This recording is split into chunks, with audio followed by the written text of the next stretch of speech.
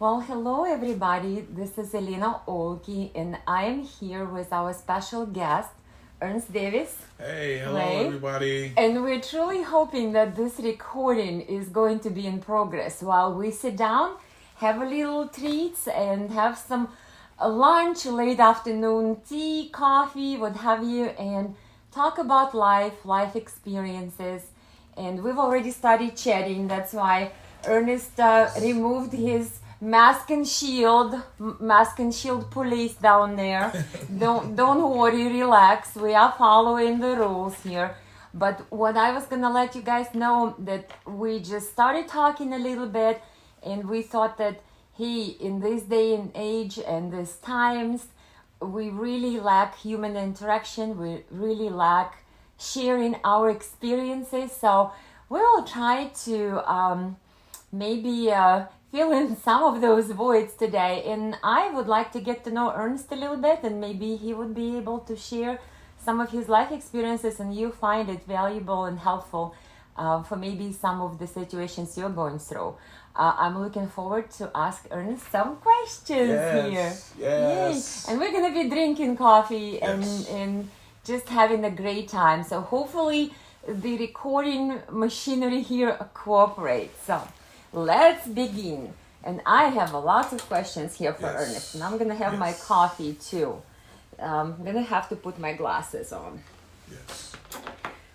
Well, I've sort of separated some of the questions for you into childhood, maybe triumph and tragedy, words of wisdom, gratitude. Which topic would you like to pick first? Let's see. Let's go with childhood. Childhood. Ding. Bing, bing. Here we go. So, I think I have some good ones. Let's start with this one. What was the apartment or a house like, the one that you grew up in? What was the neighborhood like that you grew up in? Well, as being from Benton Harbor, Michigan all my life, I can remember the address so good because, you know, as a child growing up in places where you have memorable experiences, you always remember things. It was 1016 Blossom Lane in Benton Harbor, Michigan. Wow. Yes. That's wonderful. Was it a memory of you being one of the strong guys, the ones that always went on adventures, or... Well, pretty much stayed at home. And my mother was very strict with us coming up boys, you know. Really? We didn't have a lot of room to do a lot of things, but she encouraged activities. You know, we went out and played baseball, football. Wow. Yes, but, you know, as far as when them street lights came on, we had to be in the house. You see? Good, strict rules. I like it. Well, same here. Yes. Tell me about your parents. Well, my parents were married for a short time, and then they actually separated, you know. My mother, Frankie Mae Davis, and my father, Joseph Palmer, he was a laborer. He worked on railroad tracks. And my mother, she worked at what's called a local Heath company here in Benton Harbor before it actually, shut down. My parents, man, they were beautiful parents, you know. Strict and disciplined. To see your mom. She was beautiful. Yeah, the one time that we met by chance. We met by chance, people. Serendipity. And like Ernest was there with his mom, and he started talking to me, and we just kind of hit it off. And since then, sort of stayed in touch. And his mom was such a beautiful lady. Yes, thank you. Yes, beautiful and straight and mean sometimes. Well, I guess you have to keep it real, right? Yes. In our neighborhood, it was real nice. I mean, we never locked the doors. We left and the doors would be open. Back then, it was all about community. It was all about family then. And the neighbors would watch our home when we was out, and we would watch the neighbors' home. I mean, it wasn't a lot of crime, you know. Stuff just didn't happen. The neighborhood, we looked out for each other back then. Looked out for each other. Yes. That sounds beautiful.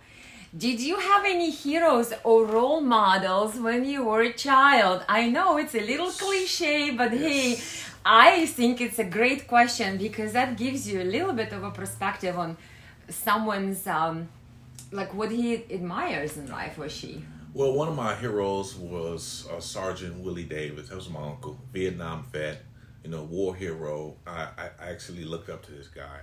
We're here with Ernest Davis, and we are continuing our little blitz question, and it has been wonderful so far. So we started with childhood, and there were some great answers. So I have some more. Did you have any heroes or role models when you were a child? Yes. My uncle, Sergeant Willie Davis, man, he was my hero. Like I say, he was strong, he was a disciplinarian, but he was compassionate in what he did, and he taught you a lesson.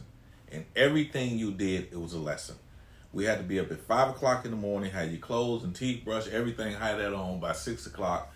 7 o'clock, we went out and did yard work. That was before we went to school. Oh my gosh, that sounds like a handful of rules and regulations. Yes. Yay. He made us responsible. Then when we got back from school, we had to do homework and then any chores around the house, and then you can go out in the yard and play. Oh, wonderful. Yes. Well, it sounds like pretty good upbringing to me. So I'm expecting some good answers when the time comes to, like, did you go to university? Did you go to...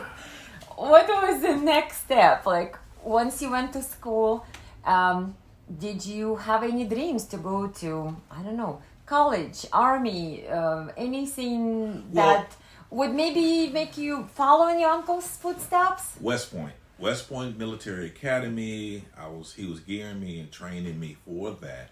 Wow. Yes, and his friend Spencer Abraham was one of the guys that he was seeking a congressional recommendation to have me go to wow, that sounds amazing. Yes, and I kind of wanted to go to the Citadel, but Well, did you actually go to West?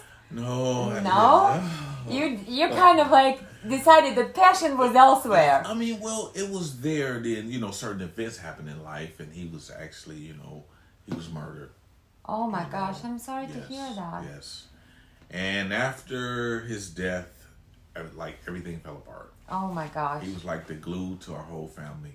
Everything just fell apart. It happens. I can attest to that. I see a lot of it happens sometimes when there is a, patriarch, matriarch, somebody that you look up to in one family, and then when their life is taken, then sometimes the family just kind of loses a little bit of a direction and loses a little bit of that strength. Yes. Yeah. That's what happened. So, while we're on this topic, what do you think? Does the time heal all wounds, Ernst? In some instances, it does. Some. But in deep situations like, my uncle passed, and I mean, that's been so many years ago, 40 some years ago. Still, it's still there. It still hurts. Like it was yesterday. Yeah. I feel that too. Sometimes you think that they say the time heals all wounds, but I think it maybe the bluntness of the pain occurs, but maybe the pain itself does not really, totally. It's been over 40 years and I still cry. Still cry for that. Yes. Yeah, I feel for that. May he rest in peace. Yes.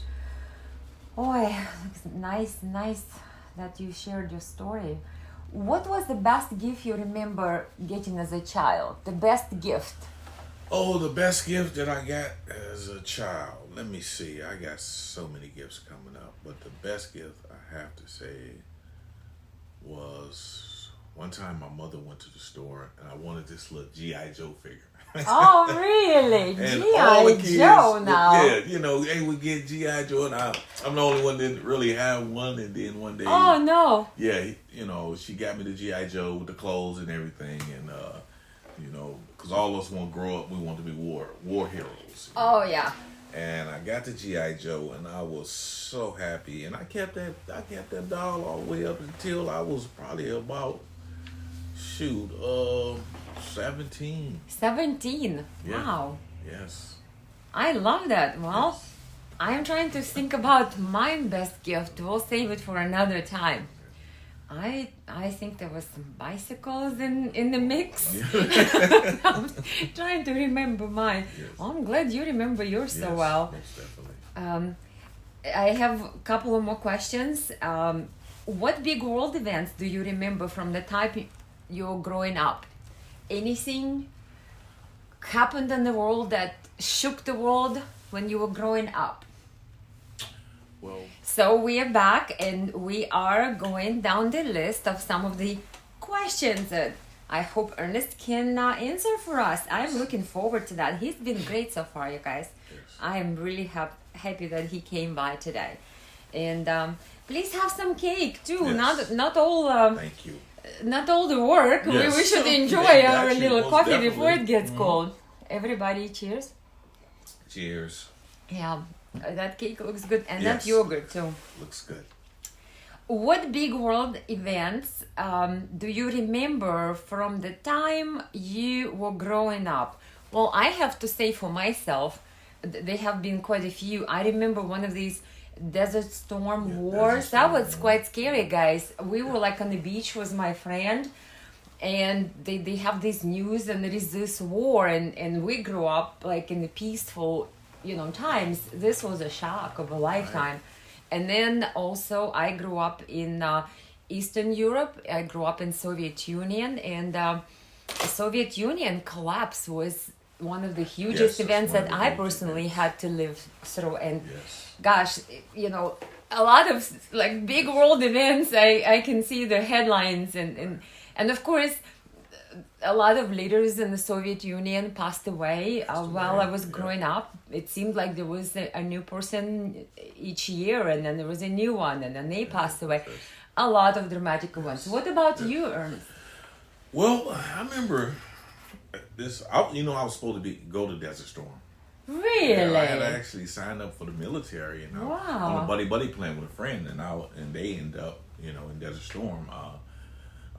But one of the most amazing events that happened was the election of Ronald Reagan. Oh, wow. And I was like, oh my gosh. See, back then growing up, Ronald Reagan was like also, he was one of my heroes also. And his views, I watched a lot of his movies. So, it was like, when you felt him, you knew him, through his movies, through his acting, his brilliance. And when he got elected, just hearing his speeches and his policies, trickle So down you were able to economics, connect with him. I was able to connect with him at a young age. Yes. Wow, amazing. Yes. Amazing story. Wow. I personally don't remember per se, but I remember when I was growing up, it was one of these big things that Mr. Gorbachev, tear down Yes, that Gorbachev, wall, yes, right? yes, I yes. was already someplace, and Yes. it was registering, what that was going up. Yeah, a lot of big world events. Yes. Gosh. And I don't think that, they gave him the credit that he deserved, because he did a lot, to help out the American people. And also his foreign relation policy was very firm. Well, I'm so impressed that you are so up to date on all the policies Yes. there, Ernest. Most Wow. definitely. Gosh, I am so blessed here. And I have my childhood questions. Maybe I should go deeper and further with this guest. Right. Well, let me do a little bit about family and friends. Yes. Well, okay, guys. What do you recall about your first date? Whoa. Yay! First date. Lifeline, do you need to call a friend? I should call somebody, mom, help. My first date was with a young lady named Tammy Warren. And we were in junior high school. And I remember she calling. My mother said, "Who's that girl calling you?" I said, "Hey, Mom, it's not a girl, it's a guy." Oh, no. We couldn't have girls calling us in. My mom Yes, was of like, course. There was one of the days when Yeah. you all went to study in the library and, Exactly, exactly. just come home in the And- middle of the night, I yes. guess, right? Yes. Well, studious, yes. Yes. But this is the interesting thing about the first date is I went over her house. I told my mother I was going over a guy house, a friend. So I went over her house and we were sitting on the couch talking, watching TV, listening to a little music, and I fell asleep. Oh my gosh, this was exciting Yeah. first date. Everything was proper. Yes. I like that. But I was supposed to be home right after school. Oh, I see. So when I woke up, it was nighttime, and then hours had passed. And I was like, just oh, first crap. like, yay, where And was I? My mother was out looking for me, her and my aunt and my uncles. Oh my God. Oh my gosh. Talking about getting a whooping. I got a whooping. I Oh was my in junior high God. school and got a whooping. You see, everybody, anyone, even the greatest of us. So we have a little bliss of questions for our wonderful guest, Ernst David. David, let's see. Wave. Complete the sentence. Okay. The world is. The world is about to take a unique transformation.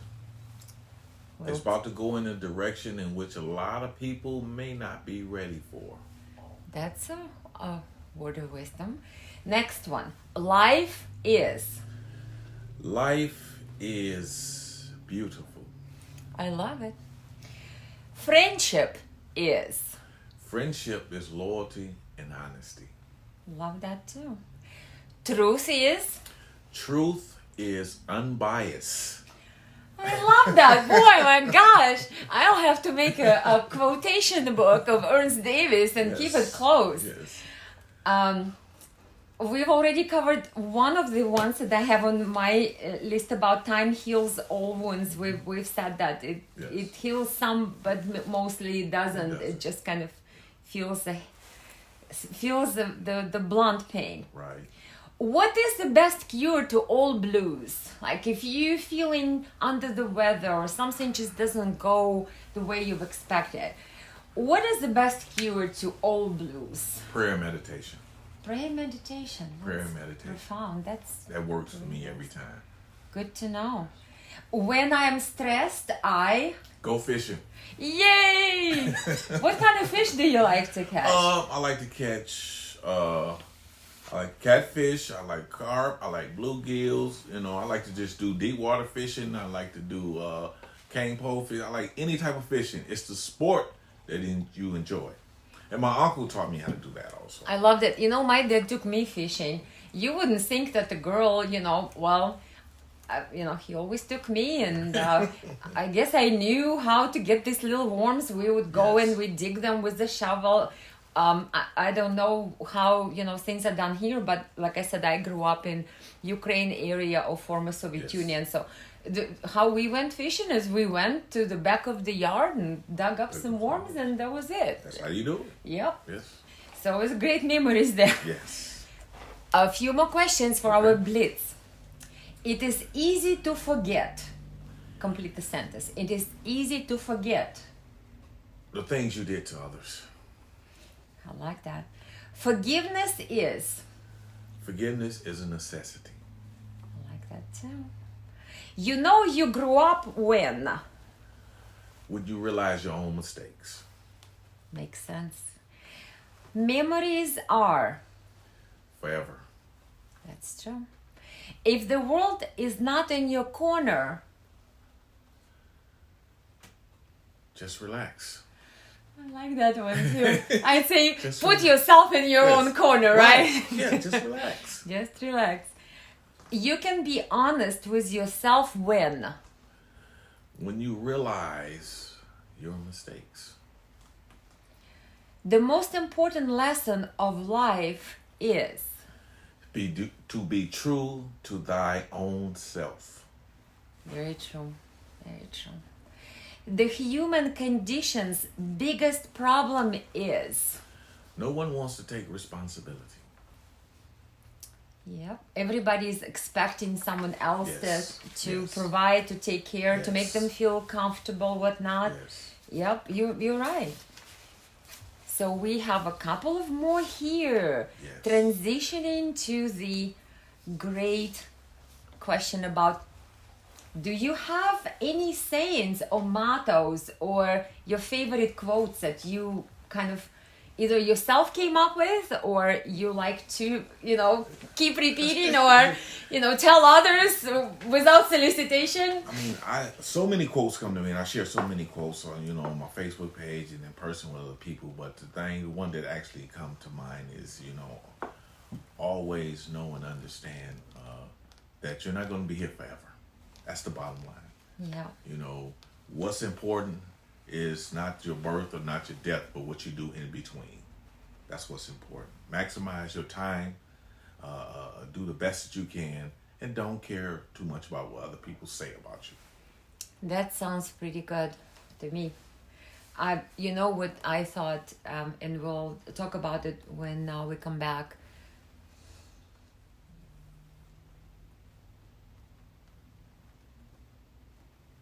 Me and Ernest Davis here having some coffee. Yes. Cheers, everybody. Cheers. And this cake is calling my name. There's good yogurt. There's a lot of treats. Great. We're having a great time and lunching up here. Yes. And learning from each other. I'm asking some questions and Ernest very nicely answers them for me. So maybe we'll keep going. While we're ahead, right? Yes. Let me ask a couple of more questions. What comes with age? And I'm not trying to say that we have to, be concerned with that, but just in general. Wisdom, of course. Wisdom. Wisdom. I like that. You know. This is a question from our viewers. Is there a cure from broken heart and betrayal? Yes. People may feel it's not a cure, but it is a cure from broken heart and betrayal. I know I've been through it a lot, The cure is to love yourself. That's the bottom line. Self-love, give yourself. Right. Because nobody else will unless you're willing to give yourself. Exactly. Yes, that's wonderful advice. Excellent. I love it. Well, here's one. Is it still easy for you to dream? As your dreams come true, do you keep up with making new ones? Yes, it's very easy for me to dream, because I've been a dreamer all my life.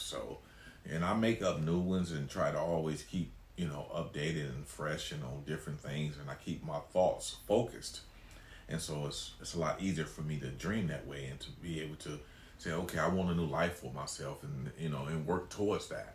So always, always keep dreaming. Always keep dreaming. And Ernest, may I ask you, you are a chef right now. Yes, I am. And you have been very successful and you obviously have a talent in being a chef. And I thought to myself, being a chef, what is it to you? Is it sort of like the way how you communicate your heart, you communicate your soul? Because with once I think I watched an interview on TV and there was a famous chef from Chicago, and he said something very profound that I recalled, and he said, people come to our restaurant, they're burdened, they're tired, they're worn out, and we restore them. That's what he said.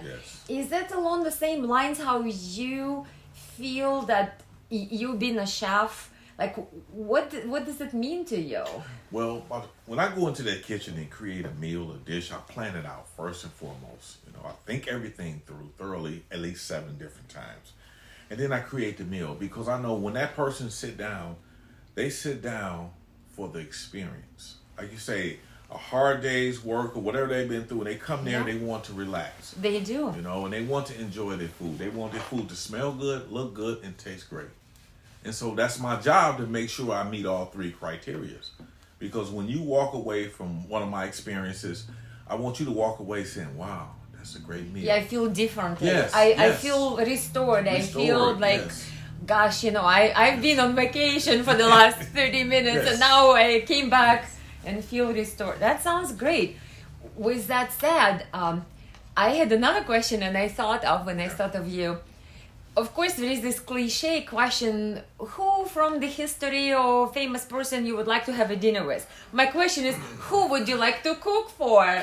Maybe somebody. Who would I like to cook? Yes, a famous person, it could be living, it could be non-living, somebody,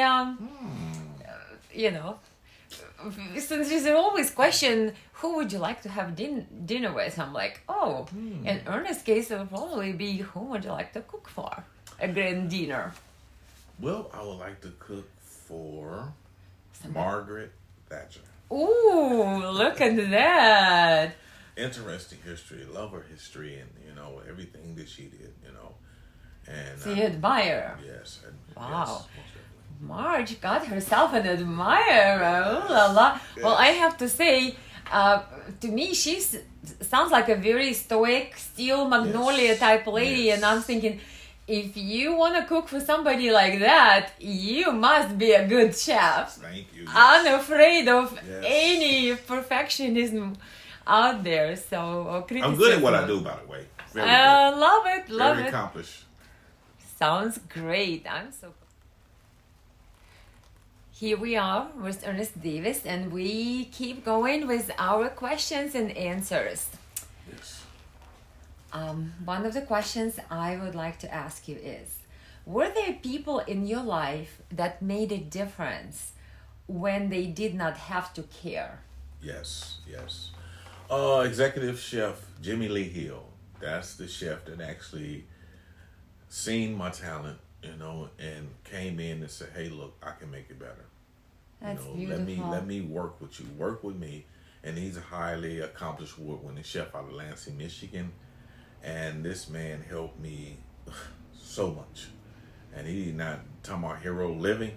He's my hero living. Isn't that amazing how sometimes you seriously do remember everyone who touches you? So it's so important that each one of us, whether we gain anything by it or not, we just have to do our best to help each other and to grow each other. Yes. And to see and want to see each other succeed, because to me the greatest reward is when there is a person out there who, like, it seems like you are very grateful for that chef's help and his belief in you. Yes. Then there is nothing greater than if there is a person out there who believed in you and probably were instrumental in you believing in yourself at some point. There is no greater reward to be one of the people who somebody maybe thinks with gratefulness out there. Yes, you're correct. Yes. I think it's beautiful. Well, here's another one. Famous Friedrich Nietzsche, the philosopher, said, "What does not kill us makes us stronger." Do you agree, or do you have your own philosophical ending to what does not kill us? What does not kill us, yes, I agree. It makes us stronger, but it also makes us wiser. It also gives us more courage, and it causes us to be a lot more bolder in our actions and things that we do. That's a good one. I like that. What do you think people can do better to connect to each other in meaningful ways? Just communicate. Communicate. Just talk. Communication is the key to harmony, togetherness, for everything. But once we cease to communicate, just stop, guess what happened? Everything dies. Misunderstandings and the fears, the hard truths. Yes, most definitely. Here is a good one. On a lighter note, what was the most memorable family vacation you took? Memphis, Tennessee. Yay! I've been there. Oh my gosh, I've been there. I've been to Graceland too. Graceland, yes. Wasn't it wonderful? Yes. Oh my gosh. It was a wonderful experience. I went to go meet relatives, and we actually went to parks, and it was just a great experience. It was a family thing. I had a great time there too. That sounds beautiful. Another question. What do you think was the most important to your friends about you, why they kept friendships with you? What do you think that they've admired or felt that your strengths were? My honesty and my boldness. Because I didn't care if I made you mad as long as I told the truth. And I wanted you to tell me the truth. I like that. Wow. I like that. The boldness and saying the truth. Yes. No matter whether it's well received or not. Thank you. I like that. Well, if you could travel in the future or in the past, let's say, and if you would give yourself an advice when you were younger or older, what would it be? In the past, I would give myself the advice. I would say, look, man, just stay encouraged. Do better. Okay? In the future, I would go say, hey, look, slow down a little bit. I like that. This makes all the sense in the world. Yeah. So it would be kind of nice to be able to travel and talk to ourselves in the past and in the future, and hopefully avoid some of the disappointments. But I think that's all a part of life experiences. It is. It is all a part of life experience. You're right. Absolutely. I'm here with Ernest Davis, and we are having the question answer session, and we're having coffee and the cake and all kinds of muffins. Yes, it's a great lunch, late afternoon, tea time. It's tea time somewhere, isn't it? Yes. And a good coffee time for us. Yes. Well, here's the loaded question. It's a very, very intense one, let's hope. Okay. If you were writing the story of your life, how would you divide it into chapters? I would divide it into 11 different chapters. Wow, 11. 11. Faith, honesty, loyalty. I would even curiosity. Curiosity. It's important. Remember that. Important. Yes. Yeah. I want to put life and death, and then I would go on with friendship, and then I'll put a chapter in there that says career, love. Oh, love is important. Very important. Another one, and the other one, dishonesty. I would love to. Yes. To write something about that, Yes, and get a little bit yes. deep in with a whip. Yes. And the last one is close and near and dear to me. It would be called doubt. Wow. What would you write in that chapter on doubt? What would you think that was important to share? Coming up, growing up, I doubted myself a lot. Okay, and as I began to get older and become more successful, and I found out that doubt was no more than fear. And doubt is something that's holding you back. Yes. If you let it. If you let it, Yep. There's nothing to fear but fear itself. That's a good one. Yeah. I like always that live with you that. highlighted about that Yes, doubt. I think a lot of people can relate to that. Yes. It can be what I call the analysis paralysis, right? Yes. Sometimes you just keep over-analyzing, instead of just going for it Just go and, for and, and give it a shot. I mean, Yes. hey, go for it, believe in yourself, That's it. and stop stopping yourself, like Yes. you said, from fear sometimes that comes with. Right. What, if anything, would you have done differently in your life? I know it's probably the big one too, but let's do a little baby steps. Something. Give us something. What if anything you would I'd have do? listened to my mother and father more. Oh, yay! Most definitely. I would have listened to my elders more. Isn't that the truth though? Yes. There is so much wisdom available to all of us via the parents, the grandparents, the co-workers, the people. See, as being younger, when elderly people gave us advice, we're like, you're old, you don't know nothing. But not realizing that they done been through where you're trying to go. Yeah. And it'll save you a lot of time, hurt, and pain if you just listen. Exactly. And sometimes, people think that, they know everything just Exactly. growing up and Exactly. hey, the times change and maybe you don't know it. It's people don't do it this way anymore. Yeah. And the basic principles of life are the same from the beginning to the middle all the way to the end. Okay? And it's good to learn from one another so we don't Exactly. have to step on those, Exactly. proverbial rakes and Yes. get hit, every time with the Right. same problems. Yeah. Over time, how have you changed the way you look at life and people? I'm more observant. More observant. I keep my mouth shut a lot more. You more listen. Well, I listened. Yes. I pay attention and listen.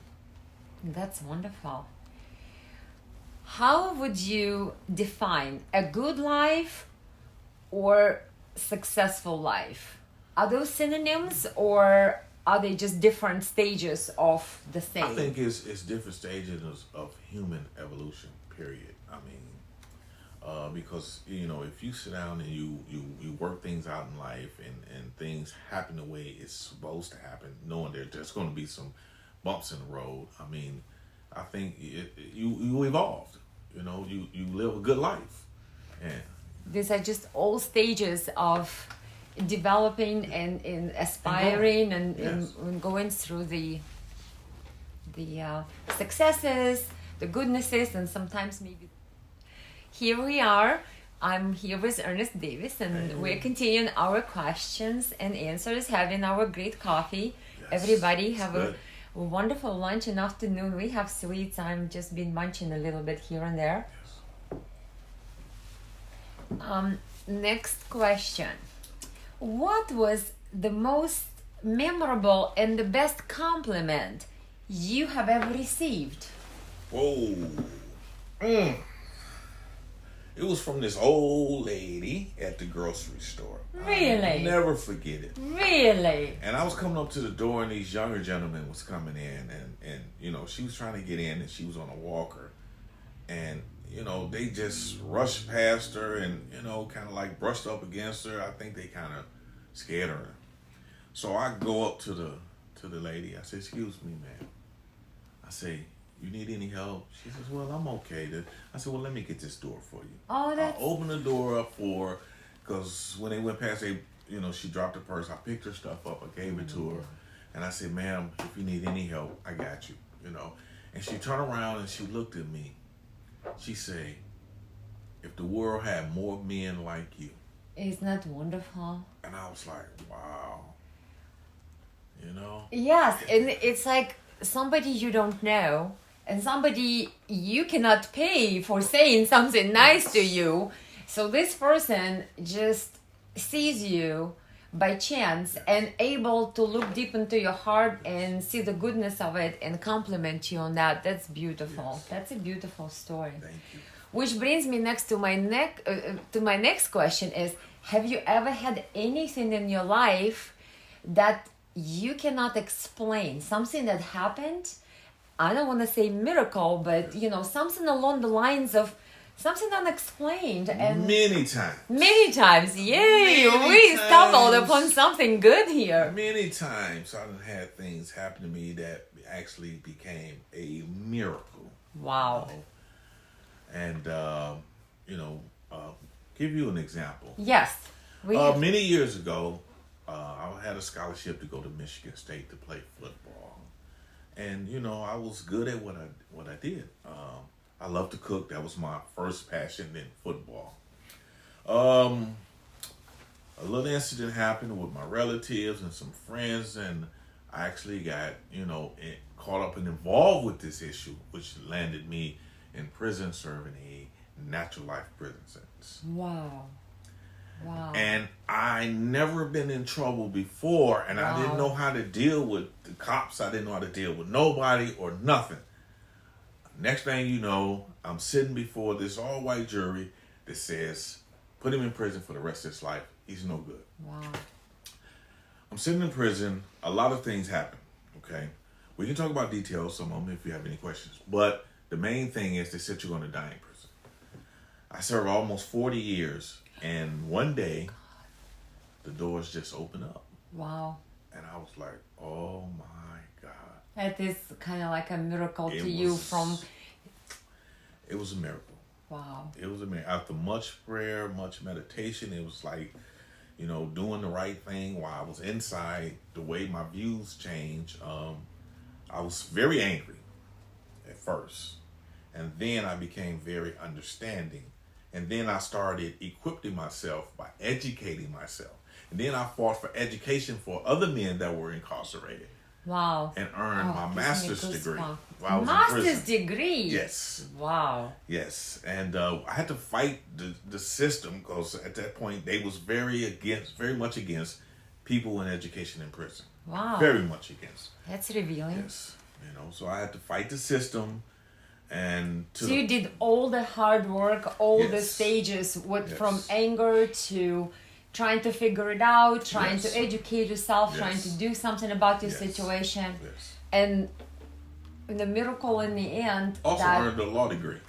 Oh, really? While I was in prison, I earned a lot of stuff. I mean, I did my homework. I did my research.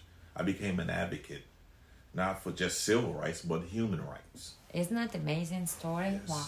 We're going to dig into it deeper some other time, but Yes. that is a beautiful story about something, like you said, that is a miracle, but it sounds like they preceded with a lot of hard work and Yes. sometimes even harsh circumstances Yes. beforehand.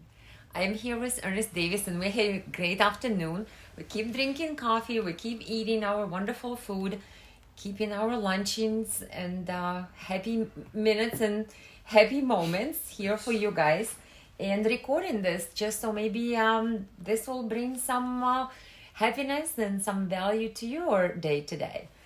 I have a couple more questions for Ernest, and this one will be on spirituality. So the question is, do you follow any religious tradition? If so, which one and what it is like? Having a master's degree in religion, so I study just about Wow. all the world religions. Wow. And I came up with something so simple. Me and this professor, my professor, we used to go back and forth about religion, different policies and procedure. What's by God, what's by man. And it can be complicated. It can I be real started all the complicated. even for university studies, yes. So I was like, okay, let's narrow this down. Okay. It's all about your connection with your creator. Regardless of what religion you follow, what's your connection with your creator? If you have a deeper connection with your creator, you're going to have a deeper relationship with those around you and in creation. And with yourself, I would think, if you start digging deeper and trying to clean some of that inside. Yes. And got to clean it out. Yeah, a lot of hard work. And that's what spirituality is about. It's about cleaning up. I agree. We're all on different journeys, and I always say, and I actually may have not said it. Some other people may have said it before me.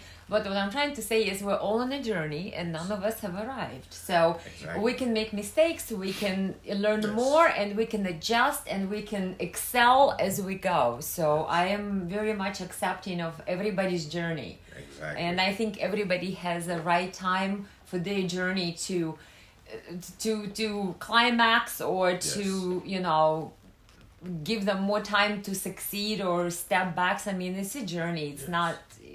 it's not a, what does it say? It's not a sprint, it's a marathon, right? Absolutely. Yes. Well, let me ask you another question. As far as spirituality goes, have you felt that this helped you to stay grounded, or did you use it maybe more as an escape from the harsh reality of, where does it actually help you? Does it help you to escape, or does it help you in real everyday life? It helps. It helped me to face my fears. Face my fears. Understand life. That death is much a part of life as living is. That one day we're all going to go. So don't fear death. Worry about what you got going on now. Okay, try to be the best person you can be. To understand that. If I'm the best person I can be, I'm not worried about everything else around me. I'm only worried about me. I like that. Yes. Meaning, if we all took responsibility for ourselves, the world would become a better place because we're just doing our part. Exactly. And I like the other one that somebody said, the truth about life we have to remember is none of us is getting out of it alive. No.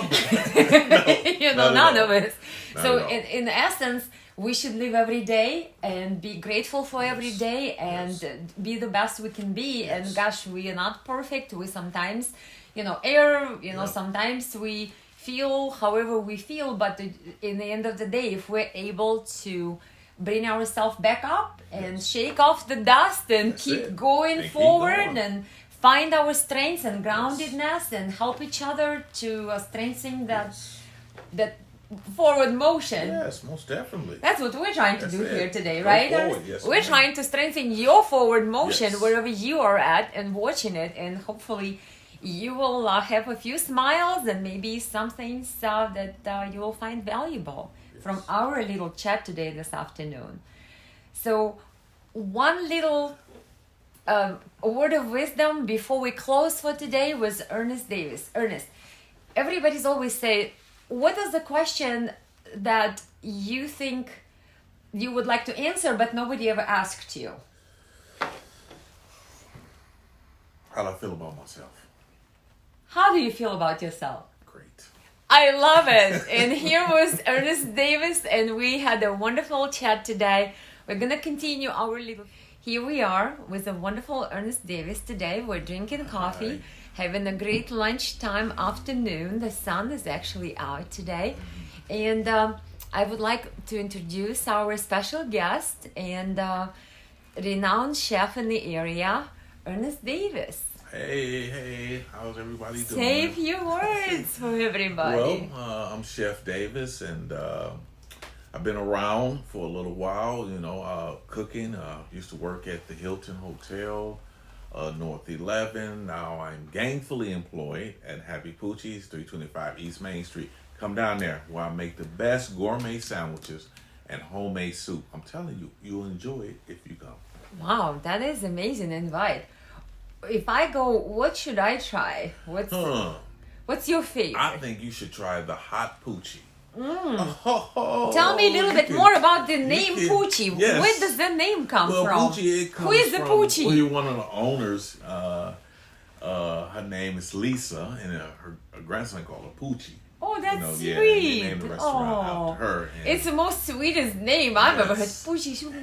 She's so Poochie. She's sweet. Lisa and Richard Greason. Matter of fact, they live over here in St. Joe. Yes. Oh, lovely. Most definitely. And where's the Poochie's located? 325 East Main Street. Great. In Benton Harbor? In Benton Harbor, Michigan. Excellent.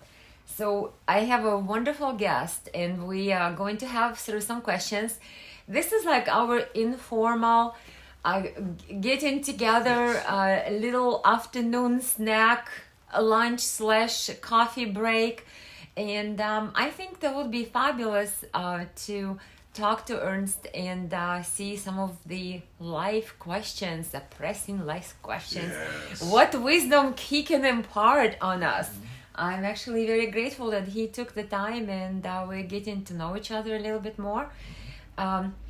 Anything, Ernest, that you would like to share about you, what nobody knows when they meet you? And let's say you had what we call elevator speech. You met somebody in the elevator and you want to give them an impression of who you are and give them a quick taste of what your personality is like. Well, if you see me in the kitchen, you'll be like, oh, man, he mean as I don't know what. No, I'm very kind and compassionate, Really? And I go out of my way to help people. I always help people that I think deserve need to be helped. Because a lot of people be asking for help, they don't really need it. But the ones who need help that are genuine, I love to help people. I mean, I just love to be creative all the time. I love to just take walks in the park. I love to talk, to communicate with people. Sometimes I will go up to total strangers and just start talking to them. Well, I know how that feels. That's how we met, Yes. We Most met definitely. with a total stranger, and here comes Ernest charging towards me and saying, how can I help you? I'm like, yay, Yes. your godsend, let's talk. Definitely. One day I took a pocket full of $20 bills. Okay, and I said, whoever talked to me, communicate with me, at the end of the conversation, I would give them a $20 bill. Oh, lovely. They didn't know it. I was walking along down the river, and I just went to talking to people. Some people just didn't want to talk. They didn't get the 20. But the ones that took the time out and they said, yes, how you doing? And yeah, I'm doing fine. And what about you? Okay, thank you, ma'am. Well, thank you, sir. Here you go. What's that for? Communicating, talking. Oh, wow. What a neat little something that you thought of. Wow. Yes. You're right. We have to reward each other in ways for a great behavior. And we should actually, find some little neat things like that to share with each other when nobody's expecting. So maybe next thing you know, if they are asked, have you ever encountered an angel? You'll be in their story. And they'll say, yeah, that angel was passing the $20 bills just because we were willing to take the time and talk to him. With today's technology, we don't even communicate anymore. You're right. Everybody's Facebook and texting. Yep. Here we are too. So changing a little bit up and trying to connect and bringing to you some of this wonderful wisdom and our great conversation so you guys can share in it and feel a part of our afternoon extravaganza today. So talk to you soon and thanks for watching. Hope you tune in again.